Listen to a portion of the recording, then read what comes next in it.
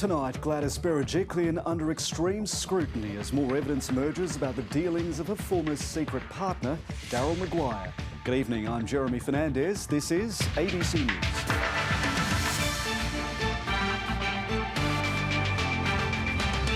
A criminal investigation is launched into the Commonwealth's $30 million purchase of land for Western Sydney Airport.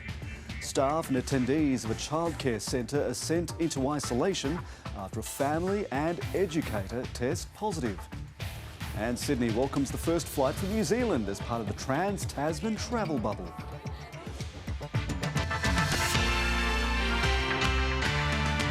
Inconsistencies have arisen in evidence given to the ICAC about when the Premier Gladys Berejiklian and the disgraced former MP Daryl Maguire began their secret relationship. Ms Berejiklian told the inquiry and still maintains it started in 2015. But in evidence released late today, Mr Maguire said the pair got together in 2014. State political reporter Ashley Raper begins our coverage. Day 3 for Daryl Maguire at the ICAC, and the questions continue. What did Gladys Berejiklian know about your business dealings? The hearing began with an admission from the Commission that it had accidentally made public a transcript of evidence given in private. On behalf of the Commission, I would like to apologise both to Ms Berejiklian and Mr Maguire for that inadvertent uploading. The ICAC acknowledged that it was personal information. Suffice to state, it hasn't been pleasant. Part of that private evidence was officially published late today. It exposed inconsistencies in the pair's account on when their relationship started. Daryl Maguire was asked, would it be fair to say that you were in a close personal relationship with Miss Berejiklian in calendar year 2014? And he responded yes. What about 2013? Yes. He later clarified and said 2014. So do you stand by your testimony that you gave on Monday that your relationship started in 2015? What I will say is whatever I've said openly and transparently is in the evidence on Monday. The hearing today again explored to what extent the Premier knew about Daryl Maguire's business dealings. There was particular bits of information that she didn't want to know about your activities. Well, yes. And a tapped phone conversation was provided as an example. You know my little friend? Not really. Don't worry. You do? I don't need to know. Which little friend are you talking about? With the polished head. And so he was down there. I introduced him, which was good. You don't need to know what for, but... Why did you say that you were meeting with your friend with the polished head, but you don't need to know what for? To keep information from her. Why? On a need-to-know basis. Didn't want to burden her with information that might not reflect well on you or perhaps her. I'd suggest her that wouldn't reflect well on her. The Premier gave her own take. So did you actively limit the amount of information that you knew about Daryl Maguire's business dealings? I've already made that very clear, and absolutely not. There's no doubt there's concern among the Premier's Liberal colleagues about just how damaging the evidence has been this week. Privately, the number of dissenting voices has grown, but they realise Gladys Berejiklian has support in the electorate, so they're unsure what to do. For now, they're continuing to back their leader. We have a great Premier in New South Wales in Gladys Berejiklian. She is doing an extraordinary job. Each and every day, she selflessly puts the people of our state first, and she's done that this week in what has been a very difficult time. The Prime Minister's support is also unwavering. Gladys Berejiklian is the Premier that New South Wales needs.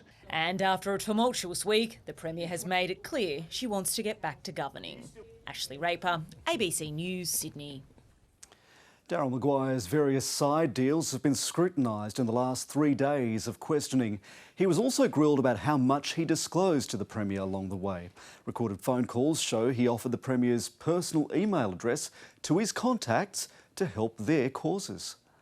One of the deals Daryl Maguire was trying to clinch was the sale of land at Badgerys Creek to overseas investors. But as the member for Wagga Wagga, why did you care about that? Why were you spending your time dealing with that matter? Well, I regarded that as a political issue. It included this parcel of land near the proposed airport, owned by his friend Louise Waterhouse. Daryl Maguire said he was set to receive a commission from the investors of $1.5 million if it went ahead. The ICAC inquiry was played phone intercepts, where he told Ms Waterhouse to email the Premier about concerns with how the area would be developed. Spit it out in a 1 or 2 pager. Yeah. All right, okay. this is what you've been trying to do, and these people are getting in your way. Just kill them. Just off with their head. Okay, thank you. Take no prisoners. You know, Well, I might ring you if you're around. I might ring you with the draft and just see if you think it's not too far. Okay. Yep. All right. Thank you, Daryl. Actually, you're probably better off not to dob me in it. Just send it to her. I will. Okay. She won't mind. I'll walk down and tell her. He called the Premier the next day to see if she got it. Did you get an email from Louise Waterhouse? No. You will. She'll send you an email. She's really pissed off now. So, about the airport. They're all passing the buck. The deal eventually collapsed. He admitted today when he was departing politics in 2018, he ordered staff to wipe records. When it became evident that I could no longer retain the position of member for Wagga Wagga, that I would have to resign, yes, I told them to wipe everything. He also spoke of his surprise when investigators came knocking 3 months later. I think I was in shock. I actually sat outside and had a cigarette, which is terribly unusual for me. This now ends the questions for Daryl Maguire. It'll now be up to the Commission to evaluate his evidence and decide if the allegations of corrupt conduct are justified. Josh Bavis, ABC News, Sydney. Australian Federal Police are investigating a controversial land purchase linked to Australia's next major airport. It follows a damning report by the Audit Office after the federal government paid 10 times what the land was worth, despite not needing it for the Western Sydney Airport development for another 3 decades. Here's political editor Andrew Probyn. OK, Trevor, let it go. 2 years ago, the first sod was being turned on the Badgerys Creek Airport in Western Sydney. It feels big. Scott Morrison had only been Prime Minister for a month. The massive project promoted as part of his can-do attitude. It's economy-building infrastructure. It's job-creating infrastructure. Infrastructure to be built on once private land, the last 12-hectare parcel called the Leppington Triangle. To its owners, dairy billionaire brothers and political donors Tony and Ron Perrich, it was a golden sale. The Commonwealth paid $30 million for the land, 10 times more than the $3 million it was valued a year later. This dodgy deal, a dirty deal that's been done not so dirt cheap. A recent Audit Office report found the Infrastructure Department did not exercise appropriate due diligence in the acquisition, and aspects of the sale fell short of ethical standards. It questioned the integrity and probity of the sale. The brief that the department provided was manifestly inadequate. The minister responsible at the time pointing the finger at the department. The concerns the Auditor-General expresses go to the conduct of departmental officials, not the Minister of the Day. These events are not things I'm happy about.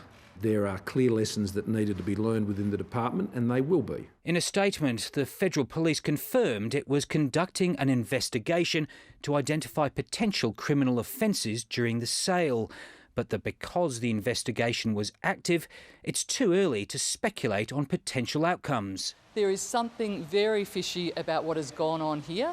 Labor welcomes that the Australian Federal Police is now investigating the matter. The police investigation confirms the stench hanging over this land deal, but it might stymie parliamentary scrutiny next week. Ministers able to deflect questions due to the AFP inquiry, all while the Audit Office's powers of scrutiny are cut.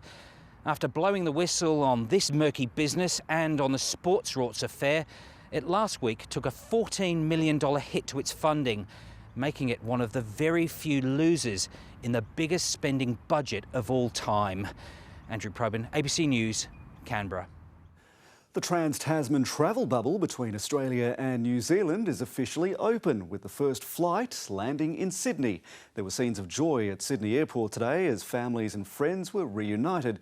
But 14 passengers who travelled on to Melbourne have been detained because Victoria is not accepting international arrivals. Back in New South Wales, there's been just one more locally acquired COVID infection, but there are now concerns about a childcare centre in the city's southwest where a family and an educator have tested positive. A father and son together again for the first time in months. Love was the recurring theme at Sydney Airport today. Jaden Guest says he drove 2,000 kilometres to welcome his girlfriend.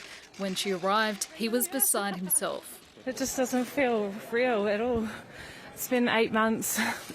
It's just something that I thought that wasn't going to happen. More than 350 people touched down from New Zealand. Under the Trans-Tasman bubble arrangement, they won't have to quarantine. 8 months may not be a long time to both, but it's just, to have your folks in another country and then to have them come back home, safe and sound, not having coronavirus, it's great. It's got the Prime Minister excited too. And we welcome those Kiwis, kia ora to those Kiwis who have joined us today. I hope you enjoy your holiday in New South Wales or the Northern Territory or the ACT, and tell your friends, and we look forward to seeing more of you. The bubble is currently one-sided, with the New Zealand government to decide when Australians can cross the ditch. Heard some positive news and words from representatives of that government that they're getting pretty close to it. We'd love to see that happen as soon as possible. Families that have arrived back in Sydney from New Zealand say it's a massive relief to be home. The number of coronavirus cases recorded in New South Wales is also a relief, with only one locally acquired case found in southwestern Sydney. The one new locally acquired case is a household contact of a previously reported case linked to the Lakemba cluster. There are now 16 cases linked to that cluster. 4 cases were also found in hotel quarantine, but additional cases have now emerged to be counted in tomorrow's figures. They include a staff member and family linked to the Great Beginnings Childcare Centre at Oran Park. Anyone who was at the centre between the 2nd and 13th of October have been asked to immediately self-isolate and get tested.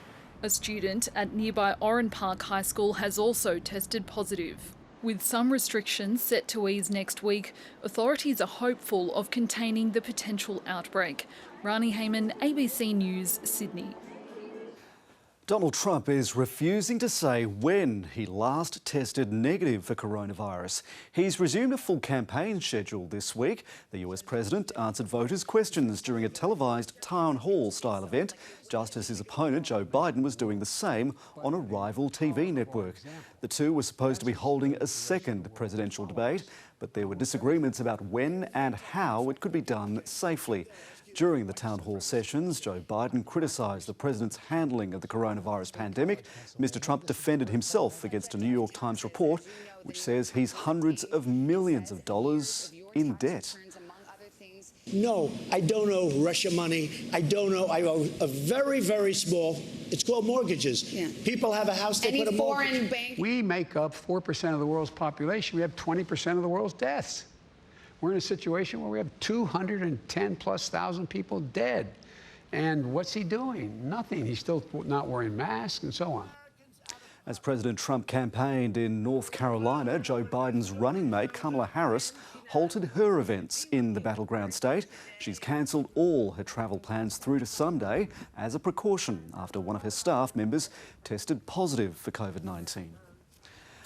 With just 18 days to go until Election Day, Joe Biden is continuing to firm as the favourite, with some polls showing a lead in the double digits.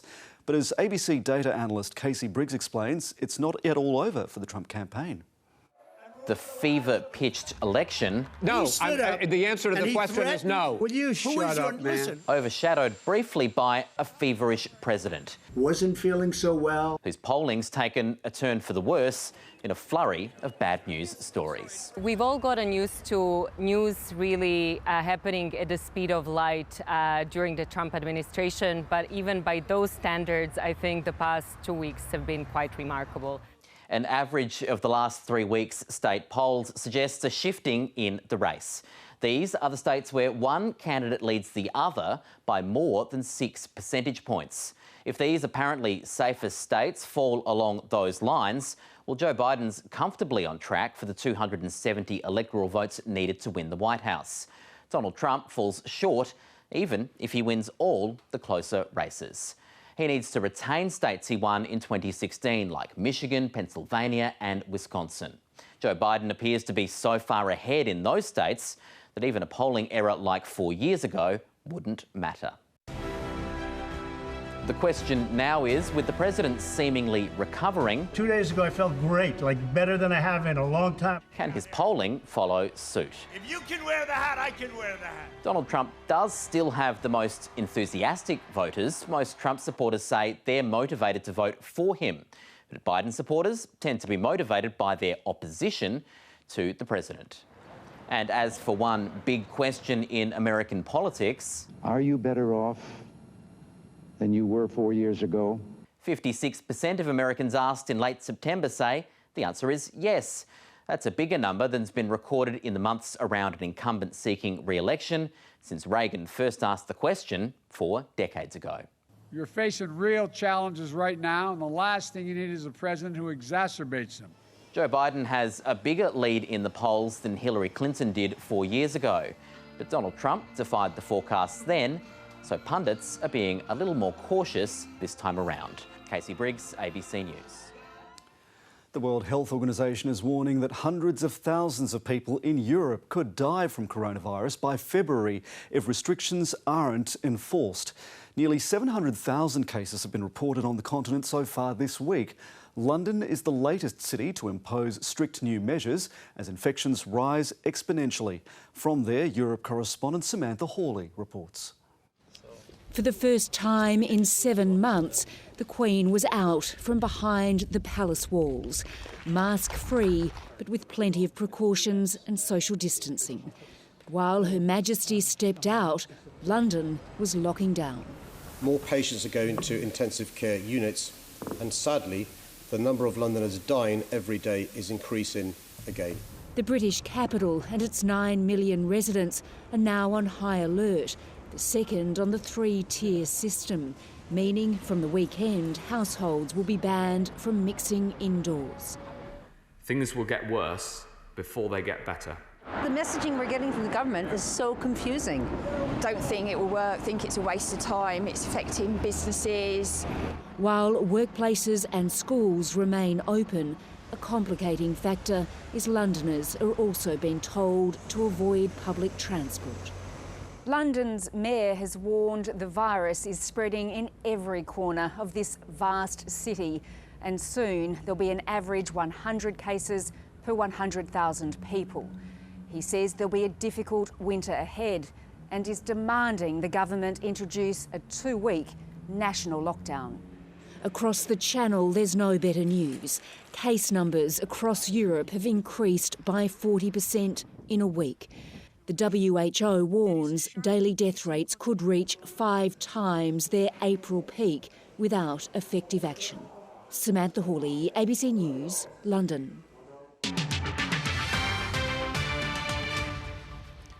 The wage theft scandal that's engulfed the tertiary sector is now moving to the federal court. Staff at one private university are seeking back pay for superannuation for up to 18 years. National Education reporter Connor Duffy has the story. Stephen Baker is taking a stand. After 18 years teaching singing, he got thyroid cancer. The 65-year-old then discovered he had no leave and had been paid as little as half the award wage. I've really got nothing to show for 20 years working there, or close to 20 years. No super. This whole area completely ablaze. Worse was to come, his home damaged by floods and later bushfires. It was so hot you can see from this aluminium boat that it's actually melted. To round it out, a second cancer diagnosis, this time in his stomach, leaving him in pain, broke and needing charity. It really, really hurt me, and it still hurts me. I don't know how people can just abandon you like that. Now he's fighting back. Along with 3 former employees and the NTEU, they've taken JMC Academy to the federal court, demanding repayment, interest and fines for refusing to class them as employees, meaning no super, leave or sickness benefits. JMC has not yet filed a defence and declined to comment. Sham contracting is where an employer disguises a genuine employment relationship as a relationship between two businesses where one contracts the other. Back at Stephen Baker's, he hopes the Order of Australia he has for music education will amplify his voice and wants new laws to be his last gift to his students. Once the business model is changed, then people can work in that industry with confidence. They can create a life. There's none so beautiful. A voice undimmed. As the brave. Connor Duffy, ABC News. There are calls for the state government to better regulate dams that are used to store ash released by the burning of coal. Coal ash represents 18% of all waste produced in Australia, and in New South Wales there's an estimated 200 million tonnes in unlined waste dams. A new report by an environmental group claims the dams are contaminating surrounding waterways with heavy metals. Environmentalist Paul Wynne isn't here for a leisurely paddle.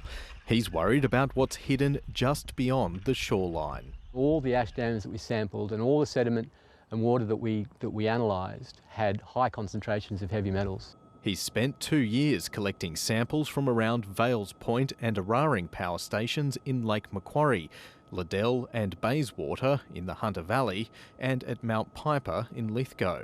His results show the levels of metals like selenium, boron, cadmium and zinc in the water exceeded guidelines. We believe a much more extensive monitoring regime needs to be imposed by the EPA on these power station operators. The power stations declined interviews, but said they're subject to comprehensive monitoring and that the report has not been peer-reviewed and contains sensationalist claims. Water scientist Dr. Ian Wright has read the report. I think this is a really important expose of a major problem, a major environmental problem that is literally growing all the time. He says heavy metals will continue to leach out of the unlined ash dams over decades. Sadly, this is a problem we're giving to our ecosystem and future generations to manage and sort out. The Environment Protection Authority has told a parliamentary inquiry the work would inform its own investigations. A comprehensive study of surface water and groundwater around the power stations and their potential impacts on the surrounding environment. The coal ash problem in New South Wales is growing by 4 million tonnes every year. That's 7 tonnes of coal ash waste produced a minute. Environmental groups say a tax or a levy on power stations for their ash waste could inspire the change that's needed. Recycling ash into concrete is one option, just as the need for a concrete solution grows. Ben Millington, ABC News, Lake Macquarie. To finance now, and signals from the Reserve Bank that there may be more help on the way helped the local market to a second week of gains. Here's Elise Morgan. Not such a good end to an otherwise good week on the local market. We're up 0.7%. The market was dragged down today by miners. Bendigo and Tyro both jumped after announcing a payments deal. And well done if you were able to get shares in the Aussie Broadband IPO. Shares have almost doubled on debut. And the Australian dollar continues to slink lower on increasing bets the RBA will cut on Cup Day. As the Kiwis go to the polls this weekend, voters should be comforted by the fact their central bank stepped in and picked up the tab for much of the country's debts run up during the pandemic. New Zealand's central bank has bought way more than any other central bank covered by the IMF. Our Reserve Bank has only had to buy around 25% of our debt because investors have been keen as mustard to buy it. Aussies must be more attractive, I guess. And despite cash payments plummeting this year, demand for $50 and $100 notes has surged. The RBA had to print an additional $8 billion of the big notes, so reasonable to assume there's now households with stockpiles of dunny roll and cash. But if you're looking for something with better returns than sticking cash under the mattress, you might consider K-pop. Yes, Korean pop music. Big Hit Entertainment, owner of the biggest Korean boy band BTS, hit the Korean Stock Exchange yesterday. It's up 51% now and has a market cap bigger than News Corp. Its two biggest rivals, JYP and YG Entertainment, have more than doubled in value this year. A smash hit, and that's finance. In the NRL, the Raiders are looking to make it back-to-back grand final berths when they take on the Melbourne Storm tonight. We're just moments away from kick-off in Brisbane. Brittany Klein is there. Britt, the Storm hasn't been beaten in Queensland for the past 19 matches. Can the Raiders overcome that tonight? Well, you certainly think that anything is possible for the Canberra Raiders. After that stunning win in Sydney last weekend, they've now ended the 2020 Premiership campaign for the reigning premiers, the Sydney Roosters. And tonight, like you said, they're looking to make it back-to-back grand final appearances. But just one thing stands in their way, and that is a very well-rested Melbourne Storm side who've almost become Queensland's adopted team this season after setting up camp on the Sunshine Coast due to the coronavirus situation in Victoria. And of course, they also have the added pressure of potentially playing for their captain Cameron Smith, with speculation mounting he'll retire at the end of the 2020 season. It really has been a bizarre year due to coronavirus for many of the clubs having to fly in and fly out just before kick-off. Canberra coach Ricky Stuart actually made an application to the Queensland government for an exemption before tonight's preliminary final. That application was denied, but if we know anything about coach Ricky Stuart, it's that he loves rallying the troops in adversity, and especially when Canberra may be perceived as the underdog. Even though tonight isn't a home final for either sides, it is a sellout here at Lang Park with around 39,000 fans expected. Brittany Klein in Brisbane, thank you. A Brisbane woman who circulated an explicit video of herself and the Brisbane Broncos player Tony Staggs has been fined over the incident. 18-year-old Mackenzie Robinson pleaded guilty to distributing a prohibited visual recording in the Brisbane Magistrates Court this morning after the footage was released in August without the 21-year-old footballer's consent. The court heard the pair met up to have consensual sex in June. Both agreed to recording the act, but Ms Robinson then sent the private video to a friend who shared it with the media and online.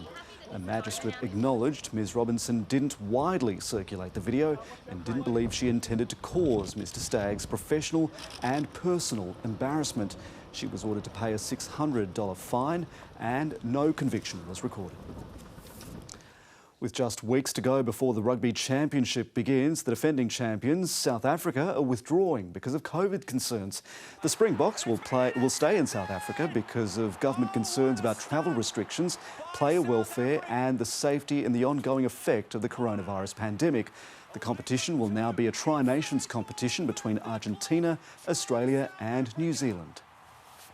Yeah, I look disappointing in it because be a hell of a tournament in Australia, and some of the best teams in the world going head to head. The Wallabies have made 4 changes for Sunday's second Bledisloe Cup match against New Zealand at Eden Park. Brandon Paenga-Amosa and Ned Hannigan will play their first tests in 2 years for Australia. Let's take a look at the weather now with Graham Creed. It's been a cooler and cloudy day in Sydney, just a few light drops of rain, but nothing significant in the gauges. Our tops range from 19 to 22 degrees. Now, across the state, showers and thunderstorms continued through the south. We saw severe thunderstorms around the Wagga Wagga area, also quite a bit of activity around Canberra, and this severe activity will become more widespread as we move through the weekend. So looking at the satellite picture, and we've got a lot of cloud across that southeast. This is in association with the deepening trough. Now, the trough itself will just gradually shift a little bit further north, and it is going to bring the potential of severe conditions into the state. Tomorrow, severe thunderstorms across the southern parts, possibly up in towards the central ranges, and we will see that extend further north as we move into Sunday. Now, we're also looking at mostly dry conditions away from that southeast corner, although very unsettled across the Northern Territory. So into New South Wales, widespread rainfall across the southeast, showers and thunderstorms potentially becoming severe as we move through the afternoon, and they could push up into central areas. So in the northeast, should be mostly dry and sunny across the northern districts. We will see cloud increasing and some possible evening rainfall around the Hunter. We've also got strong winds developing on the waters, but that won't be until late in the day or into the evening. Now, for the southeast corner, widespread showers and thunderstorms and rain areas across the south, potentially severe thunderstorms with locally heavy falls. They will push up into the Illawarra and the central tablelands in the afternoon. On the waters, we're also looking at strong and gusty conditions, although through the Eden waters, we've got a southwesterly change late in the day. Over the inland, widespread showers and thunderstorms across the southern half, more widespread and heaviest about the southeastern inland, but dry in the north. So for Sydney on the waters, we are expecting to see winds freshening in the afternoon, but they'll stay below warning level. It'll be a warm and humid day. Cloud on the increase. Rain, though, will hold off until the evening at this stage, but we could see an evening thunderstorm. It's actually on Sunday that we are looking at the potential of more widespread showers, possible thunderstorms, and there is the potential that some of those could become severe. But Jeremy, it clears up quickly on Monday. Graham, thank you. That's the latest from the ABC News team. Thanks for your company. Enjoy your evening. Next on ABC and iView, Gardening Australia gives you the lowdown on nature.